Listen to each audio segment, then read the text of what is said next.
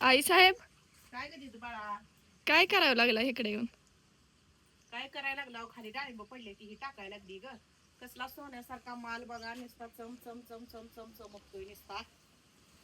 कशी आहे ती डाळिंब बघितली का?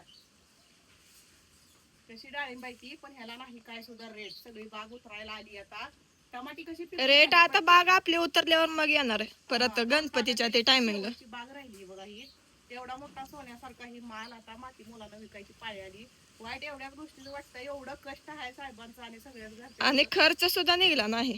खर्च सुद्धा निघत नाही. एवढं सोन्यासारखा भाव घावल म्हणून एवढं कष्ट, एवढी आशा करून माणूस पैशाचं करतंय पण काय नाही, पण कष्ट केल्यासारखं कष्ट त्याचं फळ पण केल्याला मिळायला वाटत पाहिजे. ना, त्याच्यामुळे लय लय वाईट वाटतंय बघा. आणि ही कसला माल आहे, एवढी सुद्धा बारीक त्याला ठिकाणा, एवढं भारी सगळा चमकतोय नुसता माल. आपल्यापेक्षा बाबाला तर लय वाईट वाटतंय. मग साहेबांना पण आणि माझा बहिड्या पण दिवस रात्र उन्हात कष्ट करते ती. सगळीच बघा माझ्या घरातली सगळीच दिवस रात्र कष्ट करते ती.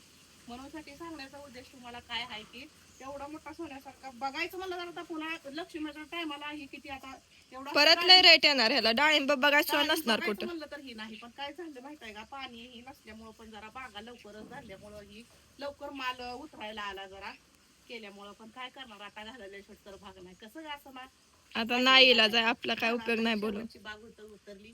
पहिल्या 2 बागा गेल्या, त्या आता ही शेवटची बाग आहे. पण तुमच्यासोबत शेअर करावं म्हणलं की माझी इच्छा अशी होती. दिदू बाळाला म्हणलं चल आपण सांगूया आपल्या युट्यूब फॅमिलीला असं असं आपलं आहे. तर आज जाणार आहे शेवटची आपली बाग.